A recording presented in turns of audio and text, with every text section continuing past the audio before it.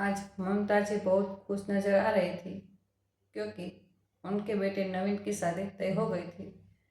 इधर उनकी बेटी प्राची भी खुशी से फुलने समा रही थी। अब घर में भाभी आ जाएगी जो उसकी पक्की सहेली बन जाएगी, बहुत प्यार से रहेगी। दोनों ननद भाभी ये सोच सोच कर प्राची ने न जाने कितने ही ख्वाब बुन डाले। धीरे धीरे शादी की तैयारी भी शुरू हो गई। ममता जी ने अपनी होने वाली बहू रेखा की माँ के पास फोन किया और बोली, बहन जी, लहंगा तो हमारी तरफ से दिया जाएगा, इसलिए आप रेखा को भेज दीजिएगा। मैं इधर से उसकी ननद प्राची को भेज दूंगी। दोनों ननद भाभी जो पसंद आएगा वह ले आएगी। ममता जी के इतना बोलते ही उनकी होने वाली बहू रेखा ने अपनी माँ के पास से फ़ोन लिया और ममता जी से बोली, नहीं माँ जी, लहंगा तो मैं डिजाइनर लूँगी, जिसके लिए मुझे जयपुर जाना पड़ेगा। और फिर प्राची वह जाकर क्या करेगी? उसका समय खराब होगा। यह काम करते हैं, मैं अपनी सहेली को ले आ जाऊंगी जो जयपुर में ही रहती है। और वैसे भी आप लोग यहाँ 20,000 का लहंगा दिलवाए, मेरा लहंगा तो पूरा 1 लाख से नीचे का नहीं होने वाला, इसलिए आप लोग मेरी शॉपिंग की टेंशन ना ले तो ठीक है। और रहेगा, अपनी होने वाली बहू के मुँह से ऐसी बातें सुनकर ममता जी को अच्छा तो नहीं लगा, लेकिन फिर भी नया रिश्ता था इसलिए चुप रह गई। ठीक है बेटा, धीरे से बोलकर ममता जी ने फ़ोन रख दिया। 2-4 दिन बाद ममता जी ने अपनी बेटी प्राची से कहा, बेटी, ज़्यादातर सामान तो तुम्हारी भाभी ही खरीद रही है, मगर हमें सुहाग चूड़ा 2 खरीदना ही होगा और हमें उसकी कलाई का नाप भी नहीं पता है। तुम एक काम करो, आज शाम को कॉलेज से सीधा उसके घर चले जाना और वहाँ से एक चूड़ी नाप के लिए लेकर आना। तो प्राची ने कहा, ठीक है माँ, मैं कॉलेज से आते वक्त भाभी जी के घर पर चले जाऊंगी। इतना कहकर प्राची कॉलेज के लिए निकल गई और शाम को छुट्टी होने के बाद वह अपनी होने वाली भाभी रेखा के घर चले गई, जहाँ पर उसकी अच्छी खातिरदारी हुई। उसने रेखा की माँ से कहा, आंटी जी, भाभी के नाक की चूड़ी चाहिए थी, आज मिल जाती तो मैं खरीदारी में आसानी हो जाती। हाँ बिल्कुल बेटा, जाओ उसके कमरे में चले जाओ, रेखा अपने कमरे में ही बैठी है। रेखा की माँ ने उसके कमरे की तरफ इशारा करते हुए कहा तो प्राची उठकर संकुचा से रेखा के कमरे में पहुंच गई। अंदर जाकर देखा तो कमरा कीमती वस्तुओं से सुसज्जित। रेखा ने कहा, कभी देखा नहीं होगा तुमने इतना आलीशान कमरा, शायद इसलिए हैरानी से देख रही हो। जी भाभी, वह आपकी घड़ी भी बहुत सुंदर है, बिल्कुल ऐसी घड़ी मैंने भी लेने की सोची थी। पर वह आगे कुछ बोलती उससे पहले ही रेखा बोल पड़ी, अच्छा ये बताओ, तुम किसी काम से आई थी क्या? अरे हाँ भाभी, मैं तो भूल ही गई थी, वह आपकी चूड़ी का नाप चाहिए था। तभी रेखा ने एक सोने का कड़ा निकाल कर प्राची के हाथ में रख दिया। और नहीं भाभी, सोने का नहीं, कांच की चूड़ी चाहिए। कांच की चूड़ी वो तो मिलना बड़ा मुश्किल है, इसे ले जाओ, चाहे तो तुम इसे अपने पास ही रख लेना। अरे नहीं नहीं भाभी, मैं इसे अपने पास क्यों रखूँगी? कृपया करके आप मुझे कांच की आर्टिफिशियल चूड़ी दे दीजिए, घबराते हुए प्राची ने कहा। तो रेखा मुंह बनाते हुए बोली, अरे मेरे पास आर्टिफिशियल ज्वेलरी नहीं मिलती, मैं डायमंड प्लेटिनम गोल्ड ही लेती हूँ। तो लाइए आपके कड़े का मैं ड्राइंग बना लेती हूँ ताकि हमें लाख का चूड़ा खरीदने में आसानी हो। प्राची ने कहा तो रेखा आश्चर्य से बोली, लाख का चूड़ा, वह क्या होता है? भाभी, वो शादी में हमारी तरफ से सुहाग का चूड़ा चलेगा ना, मतलब तुम लोगों मुझे गोल्ड डायमंड नहीं देने वाले, वो नकली पहनाऊ? रेखा ने कहा। तो प्राची बोली, वह सब मुझे नहीं पता भाभी, मैं तो माँ के कहने पर यहाँ आई थी, मैंने यह डोबना लिया है, अब मैं चलती हूँ। बोलकर प्राची बाहर जाने लगी तो रेखा बोली, अरे रुको, तुम्हें मेरी घड़ी बहुत पसंद आई थी ना? हाँ भाभी, बहुत अच्छी लगी, मैंने ऑनलाइन देखी थी मगर बजट के बाहर थी इसलिए नहीं खरीदी। अरे तो तुम रख लो, इससे पहली बार मुझसे मिलने आई हूँ, लो मेरी तरफ से इसे गिफ्ट समझो। कहते हुए रेखा ने वह घड़ी प्राची को दे दी। मगर भाभी, इतनी महंगी घड़ी अब अगर मगर मत करो, मैंने दे दिया तो दे दिया, देने के बाद तो मैं उसके बारे में सोचती भी नहीं, मुँह इतराते हुए रेखा ने कहा। तो ना चाहते हुए भी प्राची घड़ी लेकर चुपचाप अपने घर आ गई। और लाकर घड़ी को एक तरफ अलमारी में रख दी, क्योंकि जिस तरीके से रेखा ने वह घड़ी दी थी उसमें कभी से भी मान सम्मान नहीं झलक रहा था, दिखाई दे रहा था। तो सिर्फ उड़ाया गया उसकी गरीबी का मजाक। खैर, कुछ ही दिनों में प्राची के भाई नवीन की शादी हो गई और रेखा ममता जी के घर की बहू बनकर आ गई। अगले दिन बहू की पहली रसोई का खाना खाने के लिए ममता जी ने कुछ लोगों को बुलाया था। उन्होंने अपनी बेटी प्राची से कहा, प्राची बेटा, जाओ अपनी भाभी को बुला कर ले आओ। तो प्राची रेखा के कमरे में पहुंची। दरवाजा खुला हुआ था तो वह सीधा अंदर आ गई। तभी पीछे से रेखा चिल्लाते हुए बोली, प्राची, तुम्हारी हिम्मत कैसे हुई बिना पूछे मेरे कमरे में आने की?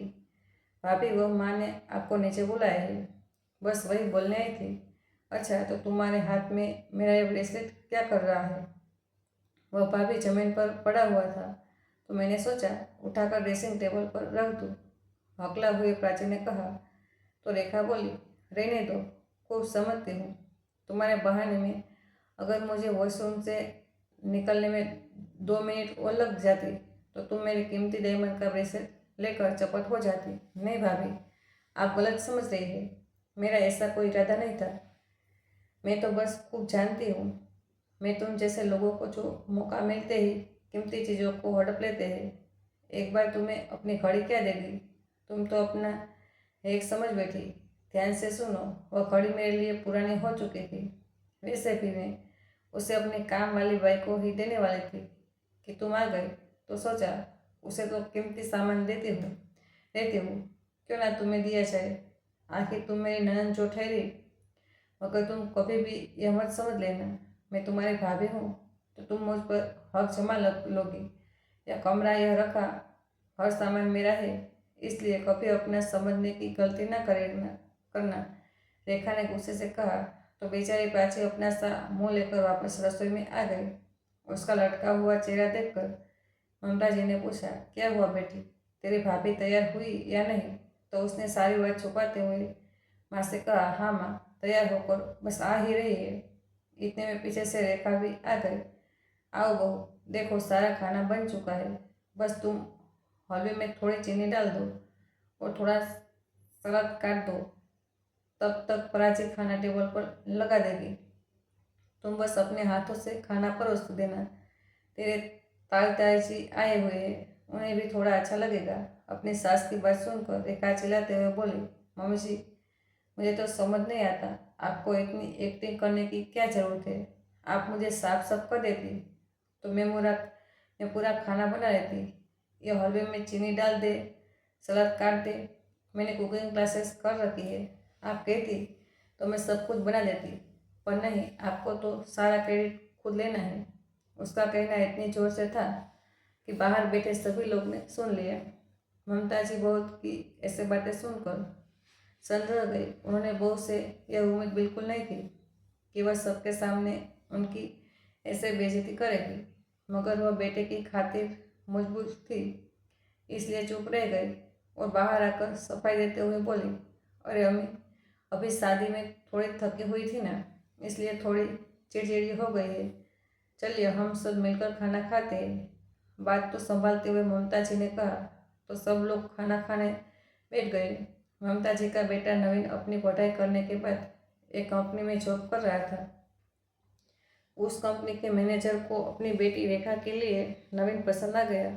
कुछ चंद मुलाकात बातों में दोनों का परिचय हुआ तो रेखा को भी नवीन अच्छा लगा और दोनों की बात शादी तक पहुंच गई। ममता जी मध्यम वर्गीय परिवार से थी। पति के जाने के बाद बड़ी मुश्किलों से दोनों बच्चों को पाल पोस कर बड़ा किया था। छोटी बेटी प्राची कंपटीशन की तैयारी कर रही थी। पहले नवीन की नौकरी, फिर शादी। ममता जी के लिए तो ये बहुत खुशी की बात थी, लेकिन जब उन्हें यह पता चला कि लड़की का पिता बहुत पैसे वाला है तो उन्होंने नवीन से कहा कि बेटा, अच्छे से सोच विचार कर शादी का फैसला लेना, क्योंकि रेखा एक रईस खानदान की लड़की है। क्या वो हमारे साथ मध्यम वर्गीय जीवन जी पाएगी? क्या तुम उसकी ख्वाहिश पूरी कर पाओगे? क्या वह हमारे परिवार के साथ मिलजुल कर रह पाएगी? तो नवीन ने कहा, बिल्कुल माँ, रेखा अमीर घराने से जरूर है, मगर उसकी सोच बहुत अच्छी है। जब मैंने उससे यह कहा तो वह बोली, ख्वाहिश तो मेरे पिता ने सब पूरी कर दी है। मुझे तो तुम्हारे जैसा पति और परिवार मिलेगा तो मुझे कोई कमी नहीं रहेगी। बेटे के मुंह से ऐसी बात सुनकर ममता जी भी खुश हो गई। सोचा, लड़की के विचार अच्छे हैं तो हमारे घर में भी अच्छे से ही रहेगी। खुद भी एक दो बार मिली तो लड़की उन्हें व्यवहारिक ही लगी, मगर 2 ही दिन में रेखा के रंग बदले बदले नजर आने लगे। हर बात पर वह ममता जी को जवाब देने लगी, किसी का लिहाज नहीं करती, जो मन में आता वह बोल देती। ममता जी सोच रही थी कि अमीर परिवार की लड़की है, परिवार में ढलने के लिए वक्त लगेगा। बस यही सोच कर वह चुप रह जाती, मगर रेखा की मनमानियाँ बढ़ती जा रही थी। ममता जी और उनकी बेटी प्राची दोनों माँ बेटी रेखा की हरकतों से परेशान हो गई, मगर जाती तो जाती कहाँ, इसलिए चुपचाप जो हो रहा था सहन कर रही थी। एक दिन ममता जी को पड़ोस में कीर्तन में जाना था। उन्होंने प्राची को बताया और चुपचाप निकल गई। कुछ देर बाद प्राची की सहेली ने प्राची को अपने पास पढ़ने के लिए बुलाया तो प्राची ने रेखा के कमरे में जाकर दरवाजा बजाना ठीक नहीं समझा। पता नहीं किस बात पर भाभी भड़क जाएगी, यह सोचकर वह चुपचाप बाहर से ताला लगाकर चले गए, क्योंकि दरवाजा अंदर से खोला जा सकता था, इसलिए चिंता भी नहीं थी। कुछ देर बाद रेखा ने प्राची को चाय बनाने के लिए आवाज़ लगाई, मगर जवाब न आने पर उसने देखा तो घर पर कोई नहीं था। गुस्से से तमतमा कर उसने अपने पति नवीन को फोन लगा दिया। तुम्हारी माँ और बहन एक नंबर की बदतमीज है, घर में बहू को बंद करके घूमने निकल गई है। तुम इसे परिवार कहते हो, वैसे तो बड़ा कहती फिरती है तुम्हारी माँ कि तुम हमारी बेटी हो। अब किसी ने भी मुझे बताना ठीक नहीं समझा, या फिर उन्हें इतनी भी तमीज नहीं है कि कहीं भी चाहे तो बता कर जाए। रेखा का गुस्सा देखकर नवीन उसे शांत करवाते हुए बोला, अरे रेखा, हमें सबके पास चाबी रहती है। तुम्हारे आने से पहले हमें कहीं भी जाते थे तो चाबी लगा कर चले जाते थे, इसमें कोई बड़ी बात नहीं है। हो सकता है वह तुम्हें डिस्टर्ब नहीं करना चाहती होगी। अच्छा, इतनी बड़ी बात है और तुम उन दोनों को ही सपोर्ट कर रहे हो, तो मुझे तुमसे यह उम्मीद नहीं थी। गुस्से में तमतमा कर रेखा ने फोन काट दिया। नवीन को पता भी नहीं था कि रेखा को बात का बतंगड़ बनाने की इतनी आदत है। वह सोचता आ रहा था कि घर पहुंचकर अब पता नहीं कौन सी गाज गिरेगी, लेकिन वह घर पहुंचा उससे पहले ही ममता जी घर पहुंच चुकी थी और बहू की सारी शिकायत भी सुन चुके थे। मगर जैसे ही रेखा ने पति को देखा तो जोर जोर से चिल्लाने लगी, आपकी माँ को अपनी गलती दिखाई नहीं देती है, कहती है उनका नियम है भजन कीर्तन में जाने का, और मैं कमरे में भी थी इसलिए मुझे बताना जरूर नहीं समझा। और तुम्हारी बहन, वह तो आवारागर्दी करते फिरती है, जब मन करता है अपनी सहेलियों के साथ पढ़ाई का बहाना बनाकर मटर गश्ती करने निकल जाती है। तभी प्राची घर में दिखा दाखिल हुई। भाभी, क्या बकवास किए जा रही हो? मैं मटर गश्ती करने नहीं, मैं तो अपनी सहेली के साथ पढ़ाई करने गई थी। हाँ हाँ, खूब जानती हूँ, यह पढ़ाई है, बहाने घूमने फिरना, चाट पकौड़ा खाना और अमीर लड़कों के साथ बाइक पर बैठकर वो आगे कुछ बोलती। उससे पहले ही प्राची चिल्लाते हुए बोली, बस करो भाभी, आगे एक शब्द और नहीं।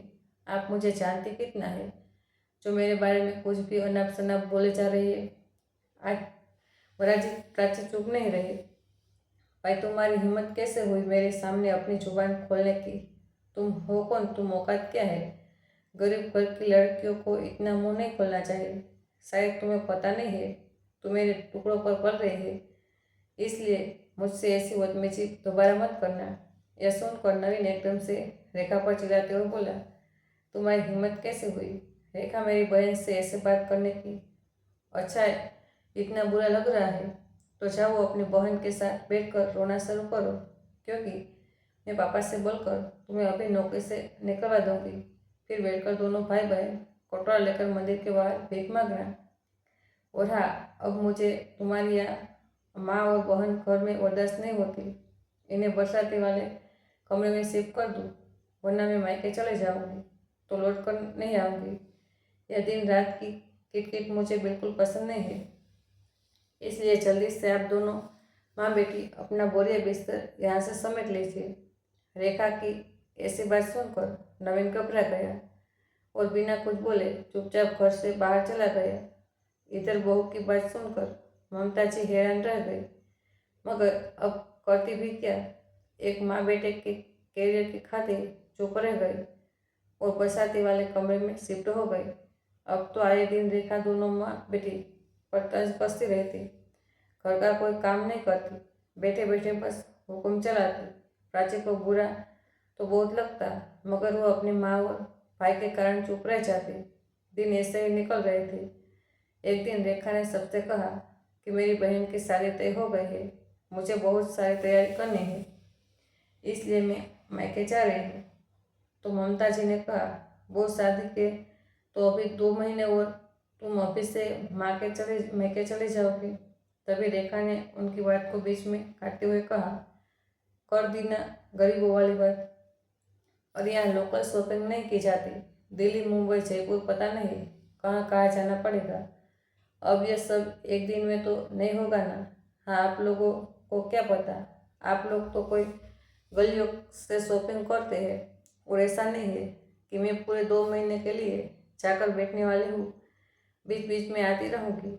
लेकिन हाँ, मुझे फ़ोन करके टांग मत करना डाना, बोलकर रेखा अपना बैग उठाकर घर से चले गई। कुछ दिन बाद ममता जी की बहन और बहनों आने वाले थे।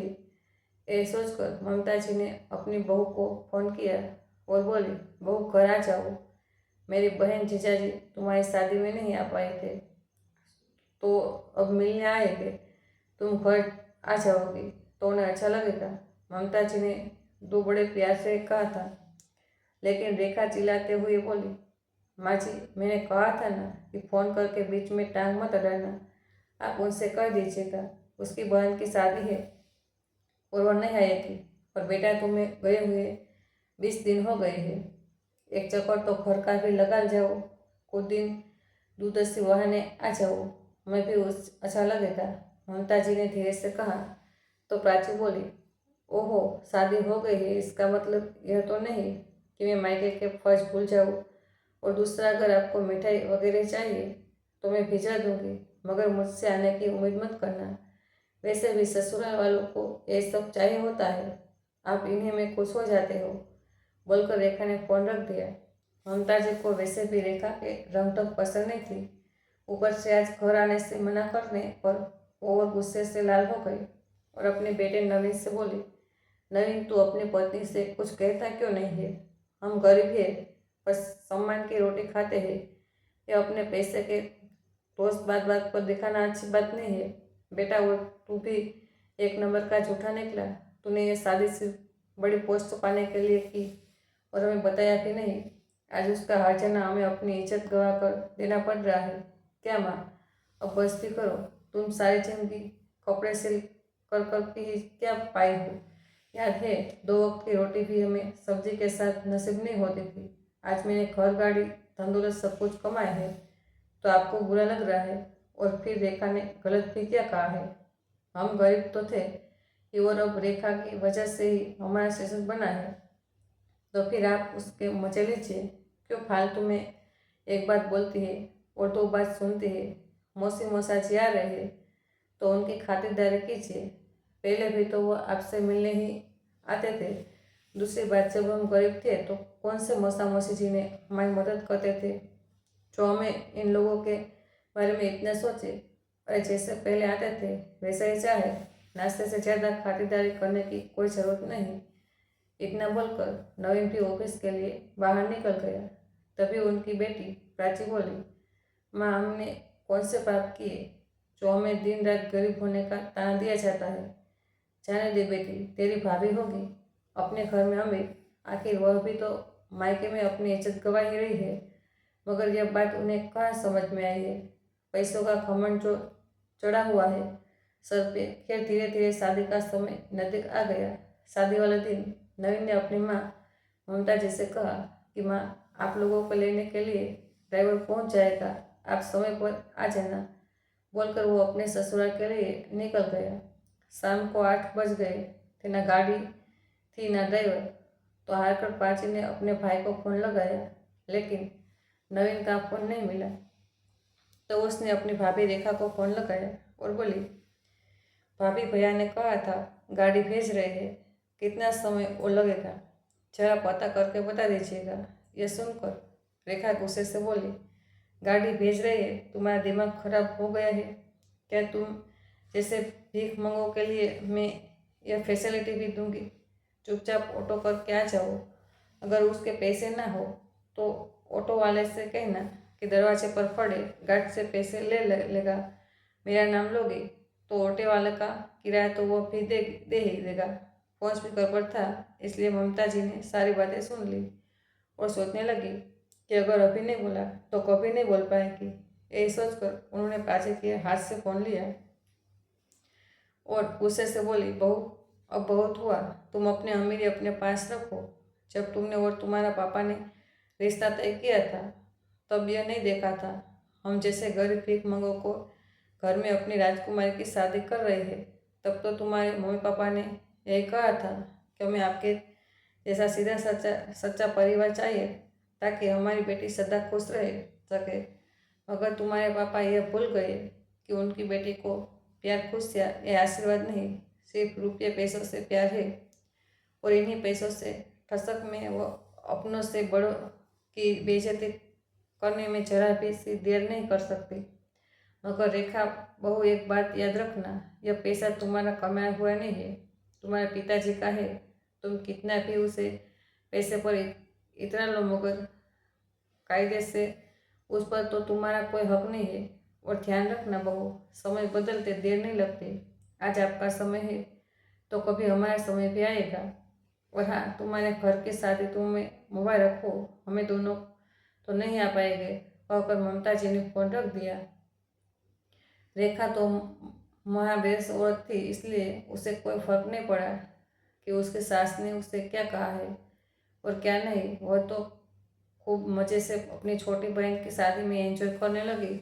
बस हो जाने के बाद ममता जी बेचैन हो उठी और सोचने लगी कि आखिर कौन से जन्म के पाप मिल रहे हैं जो एक बेटा बहू मिली, वह भी ऐसी जिनसे कोई उम्मीद नहीं की जा सकती। बेटे ने भी माँ की परेशानी नहीं समझी, जाकर पैसों के लालच में चोरों का गुलाम हो गया। बहू को इतना ना प्यार सम्मान दिया, लेकिन वह भी अपमान करने से पीछे नहीं हटती, जबकि उसे कोई रोक टोक नहीं। जैसा चाहे अपनी चैन कीजिए, कभी हमने दखल अंदाजी नहीं की। बालकनी की कुर्सी पर बैठी हुई ममता जी की आंखों से आंसू बह निकले। तभी पीछे से प्राची ने उनके कंधे पर हाथ रखते हुए कहा, माँ चुप हो जाओ बेटा, मुझे बहू से इस तरीके से बात नहीं करनी चाहिए थी। सही कहती हो माँ, ऐसा करने का सारा हक तो सिर्फ आपकी बहू का ही है। वह जैसे चाहे हम दोनों से बात कर सकती है, हम उससे आईना नहीं दिखा सकते। क्यों माँ, सही कहा ना मैंने? प्राची ने कहा। तो ममता जी बोली, नहीं बेटा, ऐसी बात नहीं है, लेकिन फिर भी मैंने आज बहू को कुछ ज़्यादा ही बोल दिया। मुझे ऐसा नहीं बोलना चाहिए था। बुरे का साथ अगर हम भी बुरे बन जाएंगे तो हमारा और उनका स्तर एक ही हो जाएगा। हमें अपनी भलाई और अच्छाई नहीं छोड़नी चाहिए। हाँ माँ, यह तो आप सही बोल रही हो। दोनों माँ बेटी गंभीर मुद्रा में बैठी रही। थोड़ी देर बाद ममता जी बोली, बेटी 6 महीने होने को आए हैं, यहाँ तू में खत्म नहीं होती। तू एक काम कर, अपनी आने वाली परीक्षाओं पर ध्यान दे। बेटा, तेरी सहेली रवीना है ना, तो उसके साथ हॉस्टल में रहकर तैयारी कर ले। लेकिन माँ, घर पास में होते हुए अगर मैं हॉस्टल में रहूँगी तो क्या अच्छा लगेगा? और फिर आप भी यहाँ अकेली रह जाओगी।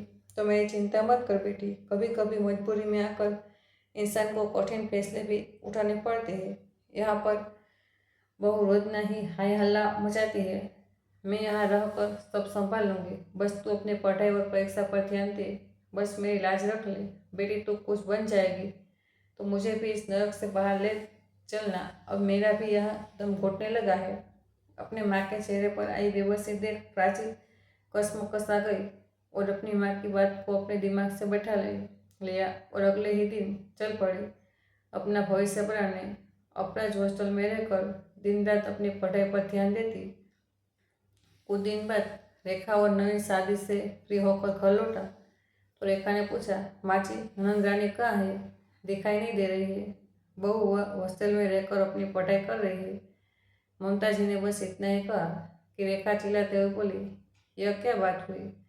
घर पास में होते हुए भी अपने लड़के को हॉस्टल में भेज दिया। देख लिया नवीन, तुम्हारी बहन को यह मेरी टोका टोकी के कारण गुलछड़े नहीं कर पा रही थी, इसलिए अकेले जाकर रहने लगी। तो नवीन बोला, माँ यह क्या बात हुई? आपने लड़के को हॉस्टल भेज दिया, लोग क्या कहेंगे? एक ही शहर में रहते हुए लड़की अनजान जगह पर रह रही है, साथ में आपको पता है कितना खर्चा होता है, वो पैसा कौन देगा? आप एक काम करो, प्राची को घर वापस बुला लो। नहीं बेटा, अब प्राची को वापस तो नहीं बुला सकती। और दूसरी बात, पैसे की चिंता तुम्हें करने की जरूरत नहीं है। सिलाई करके जब मैंने तुम्हें इस काबिल बना दिया कि तुम अपनी माँ को भूल जाओ, तो वही काम करेगी। मैं अपनी बेटी को इस काबिल बनाऊंगी कि कल को उसकी हालत मेरी जैसी ना हो। तेरे पापा के जाने के बाद मैंने आत्मनिर्भर की अहमियत जान ली थी। आज मैं अपनी बेटी को भी आत्मनिर्भर बनाना चाहती हूँ, ताकि कोई उसे अपने रुपयों पैसों को दोस्त न दिखा सके, फिर चाहे वह उसका पति हो या ससुराल वाली या कोई और हो। उनका इशारा रेखा बहू की तरफ था। माँ जी, हम तो आपके भले के लिए ही कह रहे थे। कुंवारी लड़की को इस तरह आज़ादी देकर अकेला छोड़ना सही नहीं होता है। आपको ज़्यादा आत्मसम्मान आत्मनिर्भरता की पड़ी है तो करती रहो बुढ़ापे में उल्टे सीधे काम, लेकिन हमसे कोई उम्मीद मत रखना। बोलकर रेखा और नवीन दोनों ही अपने कमरे में चले गए। समय अपनी गति से चलता रहा। रेखा और नवीन अपने दिखावे के जीवन में व्यस्त रहे। कमाना और उड़ाना बस दो ही काम रह गए थे। उनके पास ममता जी ने कई बार कहा कि रुपयों पैसों की कदर करो, जितना खर्च करते हो उतनी बचत भी किया करो। तो बहू चटास से बोली, यह सब फालतू काम आप जैसे गरीब लोगों पर शोभा देते हैं। हम जैसे अमीर लोग तो जितना कमाते हैं उतना ही उड़ा भेज देते हैं। यही हमारी लाइफस्टाइल है, तभी तो हम चार लोगों में अपनी हैसियत का दिखावा कर पाते हैं। आपकी तरह नहीं कि एक जोड़ी कपड़े में 10 जगह घुमाए। रेखा का घमंड दिन रात बढ़ता ही जा रहा था। अब जब ख्वाहिशें इतनी बढ़ गई थी तो उन्हें पूरा करने के लिए पैसों की जरूरत भी पड़ती है। अब दिन ब दिन रेखा अपने मायके में अपने पिता पर दबाव डालने लगी। आए दिन महंगे महंगे कपड़े खरीदती, लेकिन शॉपिंग का बिल अपने पिता के खाते में डाल देती। अपने ससुराल में न रहकर ज़्यादातर मायके में पड़ी रहती। एक बार उसकी माँ ने कहा, बेटा अब तुझे अपने ससुराल पर भी ध्यान देना चाहिए। अगर हमेशा यूं ही मायके में रहोगी तो ममता जी क्या सोचे?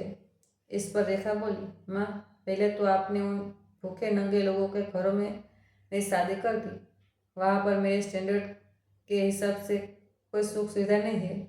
और वैसे माँ मेरी छोटी बहन पूजा भी तो आती जाती रहती है, आप उसे तो कुछ नहीं कहती। रेखा ने गुस्से से कहा। तो उसकी माँ बोली, बेटा तू पूजा की बराबरी मत कर, वह तो अपने ससुराल में बहुत अच्छे से रम गई है। वरना ही छोटे दामाद जी कभी इनसे कोई मदद मांगते हैं, और यहाँ नवीन ऑफिस में कुछ काम तो करते नहीं है, ऊपर से तनख्वाह के साथ अनावश्यक खर्चे भी जोड़कर दिखाता है। अपने खर्च आने के बजाय हमारे घर पर ही पड़ा रहता है। वह तो दामाद थे इसलिए हम कुछ नहीं कहते, वरना तेरे पापा यह सब बर्दाश्त करते करते थक गए हैं। इसलिए कहती हूँ तुम दोनों सुधर जाओ, वरना हमें कोई ठोस कदम उठाना होगा। अपनी माँ की बात सुनकर रेखा गुस्से से तमतमाते हुए बोली, माँ अगर आपने ऐसा कुछ करने की सोची तो मैं आप पर केस कर दूंगी और अपने हक की जमीन जायदाद ऑफिस में अपना हिस्सा सब कुछ ले लूँगी और आप कुछ भी नहीं कर पाएगी। इसलिए मुझे ज्ञान देने की ज़रूरत नहीं है। मैं जो कर रही हूँ वह ठीक है। बोलकर रेखा अपने कमरे में चली गई। रेखा और नवीन के आचरण से ममता जी ही नहीं बल्कि उसके खुद के माता पिता भी परेशान हो चुके थे। मगर क्या करती, बेटी को खुद इतना सर पर चढ़ाया था, अब कर ही क्या सकते थे। इसलिए कसमुसा कर कर रह जाते। एक दिन रेखा की छोटी बहन पूजा घर पर आई। अरे वाह, इतनी सारी शॉपिंग कहाँ जा रही हो? रेखा ने पूछा। तो पूजा बोली, दीदी मैं और रमन मुंबई जा रहे हैं, पापा ने हमारी टिकट की है, इसलिए थोड़ी शॉपिंग करके लाई हूँ। पापा ने कहा था कि टिकट घर पर रखी है, पास से आई थी तो सोचा अभी ले लेती हूँ। पूजा ने कहा तो रेखा आचार्य से बोली, क्या मम्मी, पापा तुम्हें मुंबई भेज रहे हैं और मुझे कभी कहीं भी नहीं भेजा था। अपने ही दोनों बेटियों में भेदभाव करते हैं। रेखा बोले रही थी कि इतने में उसके पिता राम सिंह जी वहाँ आ गए और बोले, मैंने कोई भेदभाव नहीं किया। हाँ, मैंने पूजा के लिए टिकट करवाई है क्योंकि छोटे दामाद जी ने आज तक हमसे 1 रुपया नहीं मांगा। अपनी शादी का खर्चा भी उसने खुद उठाया है। उल्टा उसने तो मेरे डूबते व्यापार में मेरी मदद की है। इतना कुछ करने के बाद अगर मैं उन्हें मुंबई घूमने भेजता हूँ तो मुझे नहीं लगता कि मेरी तरफ से कोई भेदभाव हुआ, क्योंकि तुम इस बात से इनकार नहीं कर सकती कि जब से तुम्हारी शादी हुई है तुमने और दामाद जी ने सिर्फ रुपया पैसा ही मांगा है। और नवीन पहले कर्मठोर जो चार युवक था, ऑफिस में मन लगाकर काम करता था, लेकिन पैसों के चमक धमक से उसकी आंखें भी चलिया गई है और तुम्हारी तरह अनावश्यक खर्चे करने लगा है, जिसकी वजह से व्यापार खर्च में डूबता गया। यह बात सिर्फ मैं ही जानता हूँ कि कितनी मुश्किलों से मैं उससे उभरा हूँ। इसलिए अब मैं तुम्हें और नवीन को अपने जायदाद में से बेदखल करता हूँ, क्योंकि ऐसे निठल्ले लोगों की मुझे ज़रूरत नहीं है। इसलिए अभी अपना बोरिया बिस्तर यहाँ से बांध ले और निकल जाओ। मेरे घर से अपने पिता द्वारा अपनी इज्जत बेइज्जती होने के बाद रेखा वहाँ 1 मिनट भी नहीं रुकी और अपने ससुराल पहुँच गई, जहाँ नवीन अपना सर पकड़कर बैठा हुआ था। अब तुम्हें क्या हुआ? ऐसी शक्ल क्यों बना रखी है? रेखा ने गुस्से में कहा, तुम्हारे लिए चिमकी देने के चक्कर में मैं तो कंगाल हो गया। ना घर का रहा और ना घाट का। आज मेरे पास ना कोई काम है ना जमा पूंजी, और उधर ससुर जी ने मुझे ऑफिस से निकाल दिया है। मेरे पास तो तनख्वाह भी नहीं है कि 2 वक्त की रोटी खा सकूं। अच्छा, मेरी वजह से यह सब हुआ। जब पैसे थे तब तो तुमने खुले हाथों से खर्चा किया, यहाँ तक कि जुआ सट्टे भी पैसे लगाए। तब तुम्हारे हाथ नहीं रुके थे। खेल में तुम्हें भी मजा आता था। तब तो तुमने नहीं कहा कि रेखा तुम्हारी वजह से आज मैं कितने मजे ले रहा हूँ। बस धीरे धीरे इतनी तेज हो गई कि कमरे से निकलती आवाज़ पूरे घर में गूंज रही थी। मोहल्ले वाले भी उनकी टूक में सुन रहे थे। तभी ममता जी ने आकर कहा, बेटा थोड़ा धीरे बोलो। आसपास के लोग खिड़कियों से झाँक झाँक कर तुम्हारी बातों के मजे ले रहे थे। कल पूरे मोहल्ले में ताज़ा खबर की तरह तुम्हारी बातों को मीट मसाला लगाकर भरोसा जाएगा। माँ जी, आप तो बिल्कुल चुप हो जाइए। हम मियाँ बीवी के मामले में ना पड़ेगी तो ये बेहतर है, और आइंदा मेरे कमरे में आई तो मुझसे बुरा कोई नहीं होगा। रेखा ने अपना सारा गुस्सा ममता जी पर उतर दिया तो ममता जी चुपचाप बाहर आ गए। अब दाल रोटी का खर्चा चलाना भी नवीन और रेखा के लिए मुश्किल हो रहा था। नवीन रोज नई नौकरी ढूंढने जाता और निराश होकर वापस लौट आता। इधर रेखा अपनी माँ को रोज फोन कर माफ़ी मांगने की कोशिश करती, मगर माँ अपनी औलाद को बहुत अच्छे से जानती थी, इसलिए उन्होंने फ़ोन उठाना ही बंद कर दिया, जिसके कारण रेखा और भी ज़्यादा चिड़चिड़ी होती गई। एक दिन ममता जी का सामान लेने बाहर ही निकली थी कि प्राची का फ़ोन आ गया। माँ, मुझे सरकारी नौकरी मिल गई है, आपको सपना पूरा हो गया है। माँ यह सुनकर तो ममता जी की खुशी से फूली नहीं समाई और बेटी को बहुत बहुत मुबारक दिया। घर आकर ममता जी ने पूरे मोहल्ले में मिठाई बांटी। जब यह बात रेखा को पता चली तो वो ममता जी के पास आकर बोली, वाह माँ जी, दीदी ने तो कमाल ही कर दिया, अब तो लाखों कमाएगी। आबकारी विभाग वाले तो 2 नंबर की कमाई करते हैं। चलो, यह तो बहुत बढ़िया हो गया। अब तो हमारे भी दिन फिर से खुल जाएंगे। माँ जी, हम दीदी का स्वागत ऐसा सूखा सूखा नहीं कर सकते। आज तो मैं खुद अपने हाथों से दीदी की पसंद का पेस्ट का हलवा और मटर कचौरी बनाऊंगी। ममता जी आज पहली बार बहू के मुँह से ऐसे प्यार भरे शब्द सुनकर रो पड़ी और बोली, बहू, तुम्हें जो अच्छा लगे वह कर लो, क्योंकि आज तक तुम वही करती हो। मैं तो अपनी बेटी का इंतजार कर रही हूँ, बस उसे देख लूँ जिसे अपने कलेजे पर पत्थर रखकर एक ही शहर में रहते हुए अपने से दूर रखा था। बोलते बोलते ममता जी फपक फपक कर रो पड़ी। इतने में गाड़ी की आवाज़ आई तो ममता जी ने जल्दी से अपने आंसू पोंछे और आरती का थाल लेकर दरवाजे की तरफ दौड़ पड़ी। पीछे से रेखा और नवीन भी फूलों की माला लेकर स्वागत में खड़े थे। प्राची का बड़े मान सम्मान के साथ स्वागत हुआ। खाने पीने में इतनी वैरायटी देख वह दंग रह गई। एक समय था जो घर में रोटी सब्जी भी सुकून से नसीब नहीं होती थी, वहाँ आज हलवा पूरी बनाया गया था। जो भाभी कभी दो बोल मीठे नहीं बोली, आज उसकी जुबान पर मिश्री खुल रही थी। दीदी, आप तो कुछ खा ही नहीं रही, लीजिए ना, बेसन का हलवा आपको बहुत पसंद है ना, आपको तो पूरा खत्म करना पड़ेगा। बोलते हुए रेखा ने 2 चम्मच उसकी थाली में और रख दिया। प्राची, तेरी भाभी ने बड़ी मेहनत से बनाया है, जरा बता दो कैसा बना है, और शक्कर कुछ और फरमाइश हो तो बता दे, अभी पूरी कर दूंगी। अपने भाई को बदला हुआ स्वभाव देखकर बोली, भैया फरमाइश तो मैंने आज तक की ही नहीं, वरना भाई तो अपनी बहनों को अपनी आंखों से ओझल नहीं होने देते, और अपने तो हॉस्टल आकर कभी मेरी खोज खबर भी नहीं ली। पूरे 2 साल हो गए आपको राखी और टीका किए हुए, हर बार आपका इंतजार किया मगर आप नहीं आई।